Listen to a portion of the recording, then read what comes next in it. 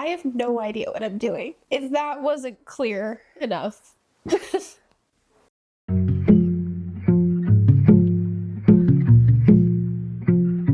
All right, I got my wannabe chai latte, and I think we're ready. Hello. So for today, I'm going to go over my spring reads, which is like from January to March. I know March is technically like spring, but it's also like technically winter. It's in that weird in between. So I'm going to count it for my winter reads. And I'm going to keep it pretty simple for like the synopsis. I don't know how to say that word. Anyways, I'm gonna keep it pretty simple for the descriptions of the books and stuff. I'm not a professional by any means, so I'm not gonna like fully analyze each of these books. I'm just a girl who likes to read and wants to talk about it a little bit. A little bit about my taste in books. I'm pretty much open to anything and everything. I like little dumb books that are just a fun story but are like super predictable. I would say my favorite books that I like to read the most often are books about books. And books that I learn something or I get to walk away with like something, even if that's like a fantasy, nonfiction, biography, whatever. I'm pretty open. So I feel like this is going to be a weird mix of things, but my main genre that I usually gravitate towards is like mysteries and fantasy. So there's going to be a lot of that in there as well. And if any of these books are your favorites, but they're not mine, I would be super interested in hearing why they're your favorites, because at the end of the day, they're just books. They're not, for the most part, super serious. So I'd just be interested to hear what other people have to say about it. But anyways, let's go. The first book that I wanted to talk about is The Book of Doors. This book is by Garth. I hope I pronounced that correctly. This is a, I would say, fantasy slash fiction book, sorta. It takes place in like the real world, but it also has like magic in it. So it's in that kind of weird in between. I would say that there are some trigger warnings for sure. Death, violence, grief, and illness is some of the major themes in this book. I thought it would be really fun if we kind of described the books in one sentence first and then get into the synopsis. So that's what we're gonna do. How would I describe this book in one sentence? I would say it is definitely one book to control them all type vibe. Yeah. The actual synopsis is we follow Cassie, who works in a bookshop, and one day one of her regular customers give her a gift, which is a book. But this book is a lot more than what she bargained for. It opens up an entirely new world for her, which is adventurous, but also violent, and we kind of follow her navigating this entirely new world and how she finds closure and also finds herself at the same time. My thoughts on this book, I really enjoyed it. I know from looking at some of the other reviews that a lot of people were kind of like in between on it. I really enjoyed it. I thought it was super cute and creative. I really liked all of the characters. I liked how they were simple, but also like a little bit complex at the same time. I thought that was pretty cool. I like how the book discussed really hard conversations such as like death and closure, and I'm emo girl, so I like that type of thing. I did feel like this book was pretty well-rounded. I walked away from it feeling like pretty good, and I didn't feel like there were like any plot holes that I noticed anyways. So I really enjoyed it. It was pretty captivating from like the very beginning to the very end. So I really liked it. It was definitely one of my favorites. I did cry multiple times during this book. I think it's just because it was about a topic that was close to home to me. So it touched my feels for sure. I do have a couple of my favorite quotes from it that I did want to share because I think they're beautiful. First one says, "Because if you stop, you admit that the bad stuff has won, don't you? All you can do is keep going. Refuse to be beaten. Even when you are beaten, the bad stuff only wins if you let it. I refuse to be beaten, Cassie. I refuse. That one made me cry. And then the other one that I really liked was, you just have to live, be in the moment. Either you will find the book of doors or you won't. It doesn't need to fill up every moment of your life between now and then. You are allowed to enjoy your life. You are viewing this period of your life as agony, but you can choose to see it as a gift. And I thought that that was really sweet as well. That's the book of doors. I really liked it. I would actually recommend it to my friends. So, moving on. The next book that I read was The Librarian of Crooked Lane by C.J. Archer. This is a fantasy-based book genre, whatever you want to call it. I would say trigger warning / fair warning. It does have the cheating trope in it, which is not one of my favorites, personally. 2 points down for that. I would describe this book in one sentence as the national treasure, but for art. And the synopsis of the book is a heist to steal a magical painting. Yeah, my thoughts on this book were, where does the library come into play? I thought this book was going to be a lot more about books, and it really kind of wasn't. And maybe I'm just being ignorant, and maybe the other books in the series will get into it more. I don't know. Outside of that, it was good. It was cozy. It was cute. It wasn't super memorable for me though. Just calling a spade a spade. It wasn't super memorable. Okay? But other than that, it was good. I don't know if I would recommend it. I might have to try another book in the series to see if it improves. I don't know. Alright. Next book I read was A Game of Thrones. Game of Thrones is written by George R.R. Martin. It is a fantasy / political fantasy type vibe. Trigger warning, it does have unaliving and violence. I believe I rated this a 4.5. Book in one sentence, winter is coming. And if you don't know what Game of Thrones is about, and I feel like pretty much everyone does at this point, it does follow multiple royal families in their political games to win the throne.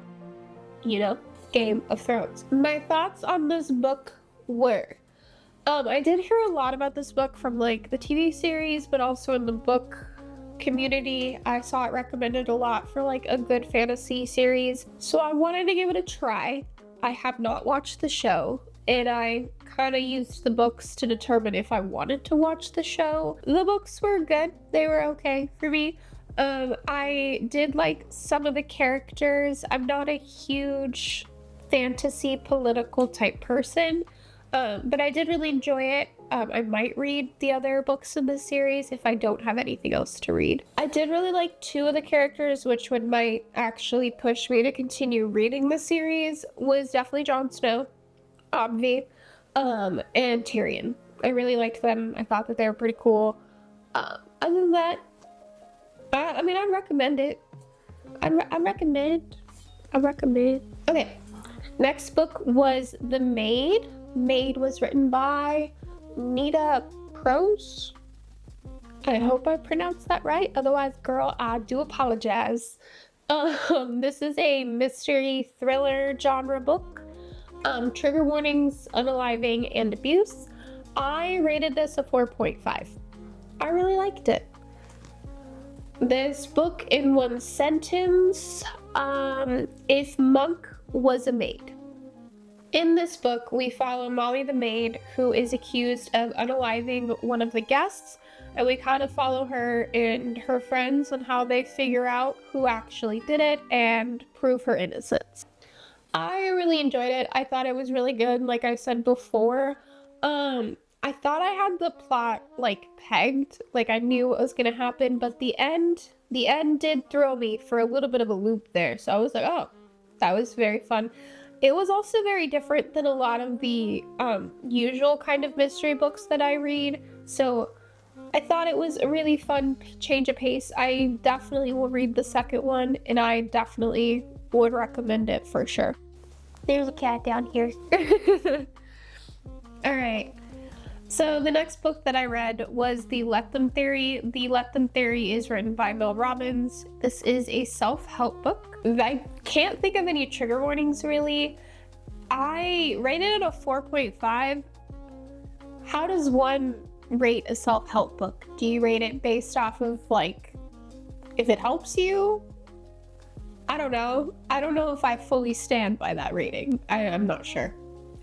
Book in one sentence, I would say, well, let them. Like it says. Please don't leave me. Okay. Go ahead. It was a good cuddle while it lasted. I appreciate your time, sir. In this book, we learn about the let them theory, how to use it, different scenarios to use it in. I did have like multiple thoughts while I was reading this. And the big one is self-help books are so personalized based off of the person and like their healing journey. And I think while reading this, I realized that like you can't buy self-help books for other people. At least I personally wouldn't do that because everyone's healing journey is like so specific to them. And that's what was one of the main things that I learned in this book. I did learn the let them theory. I do use it. It does help me. There were some things that didn't apply to me in this book. There were some things that I didn't agree with in this book, but I took what I needed from it, and that's all I can really ask for. I was a little shocked because I thought she was an actual like doctor and she's not. I did appreciate how she did source for like a lot of the support to the let them theory. First, it kind of like irked me that she wasn't like an actual doctor. I don't know why I thought that she was, but I did. But it kind of irked me that she wasn't. And then that made me feel really uncomfortable. But then I kept kind of reading, and then I kind of became okay with the fact that she wasn't, because I felt like I was like, I don't know, able to relate to her a little bit more. Like it made her and like her process of healing and bettering herself feel a little bit more obtainable since she was just like a regular person. At least that's how I felt by the end of it, I should say. But anyways, that's kind of how I felt about it. There's not much else to say. Self-help books are very personalized to the person, and you're not going to like everything that's in it, most likely, but take what works, I guess. So the next book that I read was Mistborn. Mistborn is written by Brandon Sanders. This is a high fantasy, trigger warnings, violence, unaliving, death, abuse. My rating for this book was a 4.5. It was pretty good. Pretty good. Describing this book in one sentence: join the rebellion. In this book, we follow Vin, who is learning how to control her power and how to use that power to help with the rebellion against the Lord Ruler, who is unalivable. I really enjoyed this book. I thought it was really cool and interesting. It was very different than a lot of the like fantasy books that I've read before. What I think I liked about it most was the magic itself in the world building. I haven't read a book that one had like such a very kind of like thought out magic system of like, this is what you can do, this is what you can't do. And also a magic system that was kind of based in like chemistry and like elements. I don't know if I'm describing that right, but I thought that was super cool. I thought the fight scenes were super interesting, especially for a kind of more younger book or like a more YA book. I thought it was pretty cool and very creative and interesting. And I definitely really liked the plot twist at the end there. That was pretty cool. And I definitely think I'll read the rest of the books in the series for sure. 10 out of 10 would recommend. So the next book, I'm just going to call it the Menendez because I don't think I can say the full title, so I'm not really going to test it. The Menendez is written by Robert Rand. It's a true crime and biography. Trigger warnings, there is sexual abuse, unaliving, violence, pretty horrific stuff in there. I rated this book like a 4.5. I am not really sure how else to rate it. I'm not gonna do a book in one sentence for this one because it's just inappropriate. This book is told from the point of view of one of the reporters who first interviewed the brothers when everything came out about their case, and his experience with the brothers specifically, him following the trial, him testifying in the trial. So that's what the book's about. It feels very weird to say that I enjoyed this book. It was very interesting. I think it was a very good introduction to the Menendez case and everything and what happened to the brothers. He started out the book with like who they are, what happened to them, and then following the trial.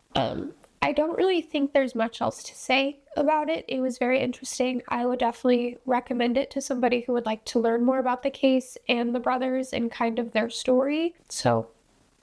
But I don't think there's much else to say about that one. The next book that I read was The Other Princess. The Other Princess was written by Danny S. Bryce. It is a historical fiction. I would say trigger warning on this one for sure. It's got unaliving, rape, abuse, death, and racism. I rated this one 4 stars, and now that I'm actually like thinking about it, I might say it's like a 4.5 kind of area. This book in one sentence, I would say happily ever after. Is it something you get or something you make? In this book, we follow Sarah, who is taken from Africa to become the queen's goddaughter, and her story and her life. What I found most interesting about this book is it is a retelling of Sarah Forbes, who is an actual African woman who was the queen's granddaughter, and I thought that that was really, really cool and really, really awesome because I didn't even know that was a thing that happened in the past. So to kind of hear a retelling of it was really cool. I also thought that the author encapsulated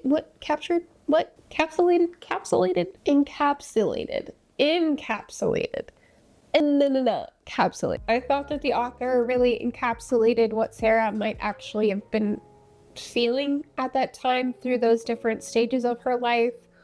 What I thought was really most interesting about it actually was the fact that like she was feeling all of these feelings that like she would be feeling in the moment because she's a human, but like as the reader on the outside of it, you were almost like you understood exactly why what was happening to her, but it was also kind of heartbreaking because you could tell that like she couldn't fully understand what was happening to her because she was young and she didn't know. And we kind of like followed her also through like her experience of like discovering what racism is as a Black woman and how you don't get to get your happy ending sometimes. But by the end of the book, like I felt at least that she was, maybe it wasn't what she wanted her life to be, but she was happy and she did get like her happy ending at the end, I guess. So I don't know, I thought it was a really good book, and now that I'm like actually like thinking about it a little bit more, I think it's definitely like a 4.5. It's a really good book and I would definitely recommend it for sure. Okay, next book is The Wedding Witch. I actually don't know who it's written by. Okay, written by Erin Sterling, which is her pen name. So I'm just gonna say her pen name. This is a romance. I'm spitting. This book is a romance novel that's also fantasy, so definitely hard romantasy for sure. Trigger warning, it is spicy, not for young viewers, and there is themes of grief and death. Should not have said that so perky. I do apologize. This book in one sentence. Get trapped with your office crush in a tavern. In this book, we follow Bowen, and I think it's spelled or pronounced Tywell. I don't think that's right, and I don't care enough to look up the enunciation of it, so I do apologize. Anyways, they end up at a wedding. They have a magical mishap, and they end up back in time, and they have to work together to get back to their normal time, to their real time. Okay. Ooh, I have thoughts on this one for sure. I think I have thoughts on this book, so I think we have to put the tea down. Okay, first thing, I do believe that this is her like third book in like her X romance series, and I think the fact that it could stand alone on its own and be like its own book at the same time is really cool. So the first couple chapters of this book were kind of confusing, and the only reason why they were confusing was because she was trying to shove so much information and character development in just a couple chapters, so we were kind of just like bouncing around. I think if she made the book a little bit longer and took a little bit more time with that, it might have been better. Oh my god, I completely forgot to give my rating because this book kind of irritated me. My bad. I gave this a 2.5. Sorry. Continuing on. Yeah, so like I said, she was shoving like a lot of information in like a couple chapters, and that was a little overwhelming. There were also like a couple plot points that didn't really need to be there because we didn't like circle back to them. We didn't talk about them again. It was very much like a, here you go. Thank you. What irritated me the most about this book is they kept talking about their problem, which was like getting back to their own time, and they were like, okay, we gotta figure this out, we gotta solve this. What should we do? We should we should definitely have sex. And you know what? It worked, because their problems got solved. Oh my god. I think what was most fun about this book for me was being able to read it with one of my close friends and being able to talk about it. And for that, I do kind of cherish this book just a little bit, because I was able to have an interaction, a memory. I was able to have an experience. So read it if you want to. So the next book that we have is Blood Over Brighthaven. This book is written by M.L. Wang. This is a dark fantasy book. Trigger warnings: there is sexual assault, violence, unaliving, and abuse. And racism. There's quite a lot in there, so definitely read at your own discretion. Personally, I really liked it. I rated it a 5 stars. This book in one sentence: clench your butt cheeks and grab your tissues. You're gonna need them. In this book, we follow Sakona, who is the first high mage ever in history. And we follow her as she kind of discovers the magistrate's secrets and what she's going to do with that. I loved this book. I thought it was really captivating from even the first chapter, simply because it threw you directly into the world, which was awesome. I really liked the world building. I really liked the way that they set up the magic system. I like when they have parameters around the magic. I feel like it makes it, I don't know if feel more real is the right word, but I think it's interesting to see. And the character development was honestly some of the best character development that I have ever read. I felt bad for Sakona. I understood where everyone was coming from. I felt for everybody. It was really awesome. I, most importantly, really liked the way that it touched on very serious, real issues that we're having in the world in a very kind of digestible way, like sexism, racism, capitalism. I do think everyone should read it because you walk away with a lot more than just reading a good story. And I love books like that where it's like a good story, but also kind of a life lesson at the same time. And I think it's really hard to do that. So when an author is capable of doing it, I have to cherish it. And the very last book that I read was The Mortal World by Genevieve Cogman. This is a mystery fantasy. Trigger warning, it does have violence in it. I rated it a 4. This book in one sentence, just another day in the life of a librarian spy. In this book, we are following Irene, who is investigating the unaliving of a dragon who is disrupting their peace conference that they're trying to hold between the Fae and the dragons. I'm honestly just happy that like something is finally happening within this book. The first book was awesome. Loved it. The like third and fourth book there just got real slow. And you know, sometimes you have to have a couple of those books in a series where they're just kind of like setting everything up.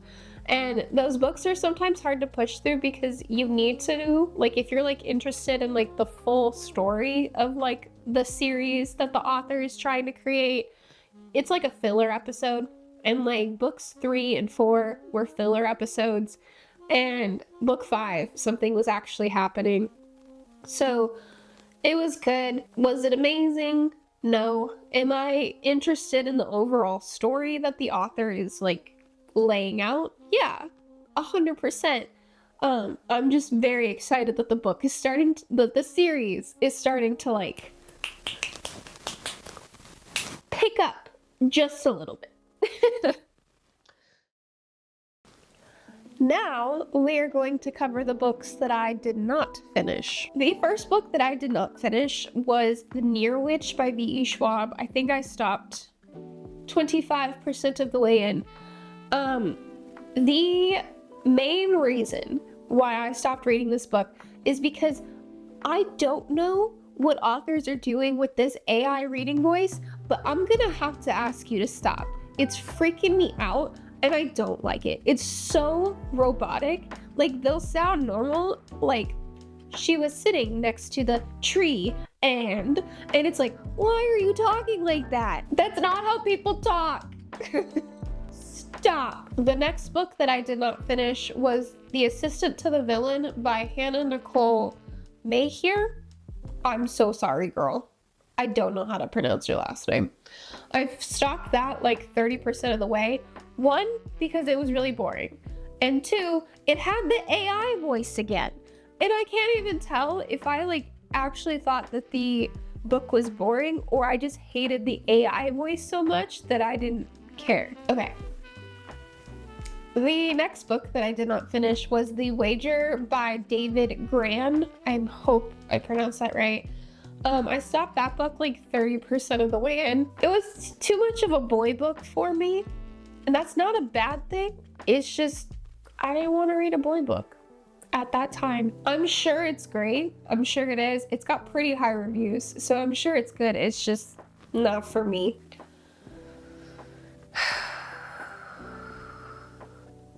The next book that I did not finish was Onyx Storm.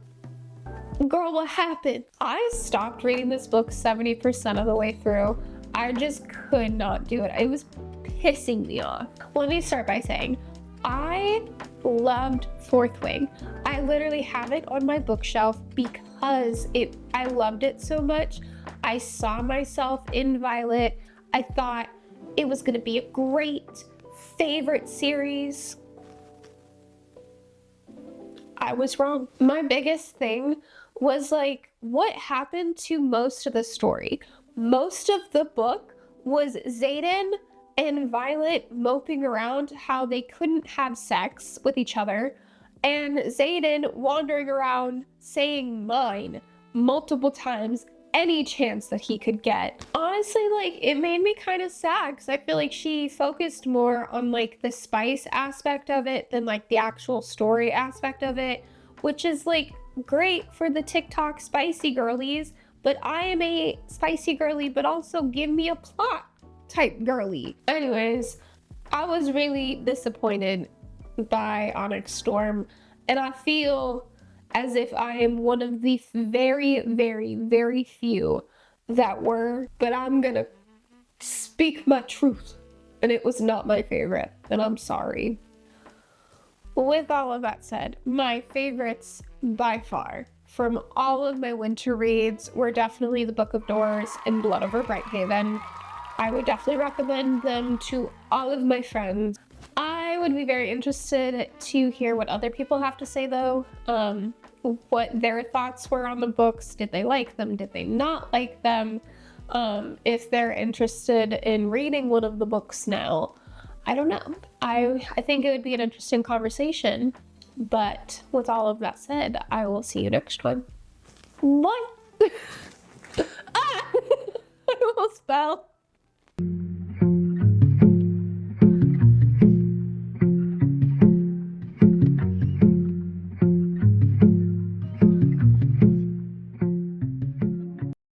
Okay, not me breaking out the level because we're fighting against New England floors here, man. Why are you lying to me? You just said that was level. What the freak? Oh, whoa. You're being a menace and I need you to stop. Go. Hair everywhere.